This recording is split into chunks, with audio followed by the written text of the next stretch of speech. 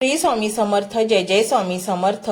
तर मंडळी, एक महत्वाची गोष्ट जी स्वामींनी निवडलेल्या भक्तांनी समजून घेतली पाहिजे ती म्हणजे देण्याची वृत्ती. स्वामी समर्थ स्वतः अक्कलकोटमध्ये येणाऱ्या भक्तांकडून काही मागत नसत, पण ज्याने प्रेमाने काही अर्पण केले त्याचा स्वीकार करणं आणि त्याला दुपटीने परत करणं हा निसर्गाचा नियम आहे. जेव्हा तुम्ही विश्वाला काही देता तेव्हाच विश्व तुम्हाला भरभरून परत करतं. स्वामींनी तुम्हाला निवडले आहे याचा अर्थ असा की आता तुम्हाला नामावर प्रेम करावे लागेल. नामात अशी शक्ती आहे जी औषधातही नाही.